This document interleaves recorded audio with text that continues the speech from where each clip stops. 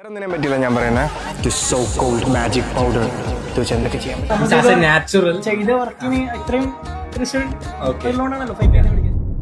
നീ ഇപ്പം കാണുന്ന ആ റീലിലെ ബോഡി റിയൽ ലൈഫിൽ അങ്ങനെയല്ല. നമ്മൾ വർക്കൗട്ട് ചെയ്യാൻ സ്റ്റാർട്ട് ചെയ്യുമ്പോൾ ഫസ്റ്റ് ചെയ്യുന്നത് എന്താ, നമ്മൾ അപ്പോൾ തന്നെ ഇൻസ്റ്റാഗ്രാം ഓപ്പൺ ചെയ്യും. അവിടെ കാണുന്നതോ 3 മാസം കൊണ്ട് ബോഡി ട്രാൻസ്ഫോം ചെയ്ത ആൾക്കാരായിരിക്കും. അതും കാണുന്നതോ 16-ാം വയസ്സിൽ 200 കിലോ വരെ ഡെഡ് ലിഫ്റ്റ് ചെയ്യുന്ന ചെറിയ പിള്ളേർ. അതിൻ്റെ ഒപ്പം ഉണ്ട് അതിൻ്റെ ഒരു ടിപ്സും, ചിക്കൻ ബ്രസ്റ്റും ക്രിയാറ്റിനും മാത്രം മതി ബ്രോ ബോഡി ബിൽഡ് ചെയ്യാൻ. കേൾക്കുമ്പോൾ സിമ്പിൾ അല്ലേ, പക്ഷെ സത്യം അത്ര സിമ്പിൾ അല്ല. സത്യം പറഞ്ഞാൽ നീ കാണുന്നത് ഒന്നും റിയൽ ലൈഫ് അല്ല, അത് ജസ്റ്റ് ഹൈലൈറ്റ് റീൽസ് മാത്രമാണ്. പിന്നെ ഹൈലൈറ്റ് റീൽസിനെ കൺട്രോൾ ചെയ്യുന്നത് അൽഗോരിതമാണ്. നമ്മളിത് ചൂസ് ചെയ്യുന്ന പോലെ തോന്നും, പക്ഷേ ആക്ച്വലി അൽഗോരിതമാണ് ഇത് നമ്മളെ കാണിക്കുന്നത്. ഇങ്ങനത്തെ എക്സ്ട്രീം കണ്ടന്റ് കാണുമ്പോൾ എന്താ ഗുണം എന്ന് വെച്ച് കഴിഞ്ഞാൽ കൂടുതൽ വാച്ച് ടൈം കിട്ടും. വാച്ച് ടൈം കൂടിക്കഴിഞ്ഞാൽ കൂടുതൽ റീച്ച്. അതുകൊണ്ട് തന്നെ നമ്മൾ കാണുന്ന റീൽസ് ഒന്നും റിയൽ വേൾഡ് അല്ല. ഇപ്പോൾ ഒരു എക്സാമ്പിൾ ആയിട്ട് പറയുകയാണെങ്കിൽ, നമ്മുടെ ജിമ്മിൽ ഒരു ചേട്ടൻ 80 കിലോ പ്രോപ്പറായിട്ട് ഡെഡ് ലിഫ്റ്റ് ചെയ്യുന്നുണ്ടെങ്കിൽ അതാരും തന്നെ നോക്കില്ല. പക്ഷെ ഒരു 16-17 വയസ്സുള്ള പയ്യന്മാരാണ് ഒരു 200 കിലോ 220 കിലോ ഡെഡ് ലിഫ്റ്റ് ചെയ്യുന്നെങ്കിൽ ആ വീഡിയോ വൈറലാണ്. അതുകൊണ്ടാണ് ഇത് കാണുന്ന പല ആൾക്കാരും വിചാരിക്കും, ഓക്കെ ഇതാണ് സ്റ്റാൻഡേർഡ്, ഇങ്ങനെയാണ് ചെയ്യേണ്ടത്. ഇതൊക്കെ പോട്ടെ, ഇനിയാണ് ഏറ്റവും വലിയ കാര്യം, ജെനറ്റിക്സ്.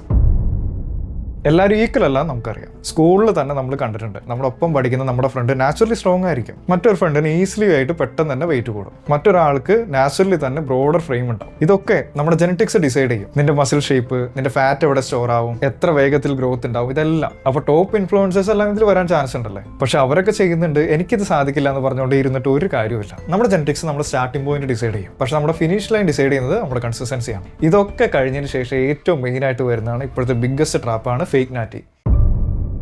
നമ്മുടെ ഇടയിൽ ഇപ്പോൾ കുറേ പേരുണ്ട് ഡ്രഗ്സ് യൂസ് ചെയ്ത് ഫിസിക് ബിൽഡ് ചെയ്തിട്ട് പറയും, ബ്രോ ഞാൻ നാച്ചുറലാണ്. എന്തിനിങ്ങനെ കള്ളം പറയുന്നത്? കാരണം ഇങ്ങനെ പറഞ്ഞാൽ മാത്രമാണ് അവർക്ക് സപ്ലിമെന്റ്സ് ബ്രാൻഡ് ചെയ്ത് സ്പോൺസർഷിപ്പ് കിട്ടും, ക്ലയൻസിനെ കിട്ടും. ഇതിന്റെ മെയിൻ പ്രോബ്ലം എന്താണെന്ന് കഴിഞ്ഞാൽ ഇതൊക്കെ കണ്ട് കുറേ ചെറിയ പിള്ളേർ കൺഫ്യൂസ്ഡ് ആവും. അവൻ വേ പ്രോട്ടീനും ക്രിയാറ്റിനും മാത്രം യൂസ് ചെയ്ത് ഇങ്ങനെയായി, എനിക്ക് മാത്രം എന്താ പ്രോഗ്രസ് ഇത്ര സ്ലോ എന്ന് തോന്നും. ഇവിടെ മെയിൻ പ്രോബ്ലം സ്റ്റിറോയിഡ്സ് മാത്രമല്ല. പ്രോബ്ലം എന്താണെന്ന് വെച്ച് കഴിഞ്ഞാൽ നമ്മൾ കമ്പയർ ചെയ്യുന്നതാണ്. നമ്മുടെ ഇവിടെ ഡിഫറെന്റ് ഗെയിം കളിക്കുന്ന ആൾക്കാരെ വെച്ചിട്ടാണ് നമ്മുടെ ബോഡി കമ്പയർ ചെയ്യുന്നത്. എപ്പോഴും ഒരു കാര്യം ഓർമ്മയിൽ വെച്ചോ, നീ കാണുന്ന ഷെഡഡ് ആയിട്ടുള്ള ബോഡീസ് എല്ലാം എപ്പോഴും 24/7 ഒരുപോലെയല്ല. പിന്നെയാണ് അടുത്തത്. ഇതെല്ലാം കൺഫ്യൂസ് ആയിട്ട് നമ്മൾ ചെയ്യുന്ന അടുത്ത തെറ്റാണ് ഇൻഫ്ലുവൻസേഴ്സ് പറയുന്നത് അതുപോലെ തന്നെ കേൾക്കുന്നത്. ഈ വർക്കൗട്ടാണ് ഡംബൽസ് ഹാമർ കേൾസ്. ഈ വർക്കൗട്ടാണ് കേബിൾ സിംഗിൾ ആം ഹാമർ കേൾസ്.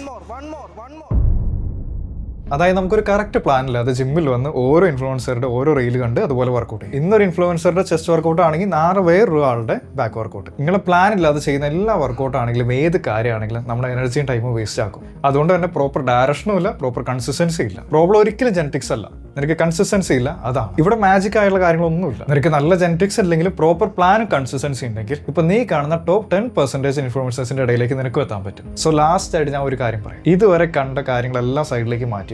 ഇനി എന്ത് ചെയ്യണമെന്ന് തീരുമാനിക്കേണ്ടത് നീയാണ്. റീൽസിൽ കാണുന്ന ബോഡി ആയിട്ട് ഒരിക്കലും നമ്മുടെ റിയൽ ലൈഫിലെ ബോഡി കമ്പയർ ചെയ്യരുത്. നമ്മൾ എപ്പോഴും മറ്റുള്ളവനേക്കാൾ അടിപൊളിയാകണം എന്നല്ല നോക്കേണ്ടത്. ഇന്നലത്തേക്കാൾ നമ്മൾ ഇന്ന് ഒരു സ്റ്റെപ്പ് മുന്നിലായിരിക്കണം, അല്ലെങ്കിൽ ബെറ്റർ ആയിരിക്കണം. അതാണ് നമ്മൾ എപ്പോഴും ഫോക്കസ് ചെയ്യുന്നത്. അതുകൊണ്ട് തന്നെ കൺസിസ്റ്റൻസിയാണ് നമുക്ക് വേണ്ടത്. പ്രോപ്പർ പ്ലാൻ ഒന്നും ഇല്ലാതെ വെറുതെ ഗസ് ചെയ്ത് വർക്കൗട്ട് ചെയ്ത് ടൈം കളയരുത്. നിനക്കൊരു പ്രോപ്പർ പ്ലാൻ വേണം. അത് കുറഞ്ഞത് 12 വീക്സ് എങ്കിലും മിനിമം ഫോളോ ചെയ്യണം. നിന്റെ പൊട്ടൻഷ്യൽ എന്താണെന്നറിയാൻ നിനക്ക് ഒരു വഴി മാത്രമേ ബാക്കിയുള്ളൂ. ഇൻസ്റ്റാഗ്രാമിൽ കാണുന്ന റീലും കാര്യങ്ങളും നോക്കി നിന്റെ ടൈം വേസ്റ്റ് ചെയ്യാതെ പ്രോപ്പർ ആയിട്ടൊരു പ്ലാൻ ഉണ്ടാക്കി നിന്നെ പ്രൂവ് ചെയ്ത് കാണിക്കും. ഒരു കാര്യം എപ്പോഴും ഓർമ്മ വെച്ചോളൂ, നിന്റെ ചേഞ്ച് എപ്പോഴും നിന്റെ കയ്യിൽ മാത്രമാണ്.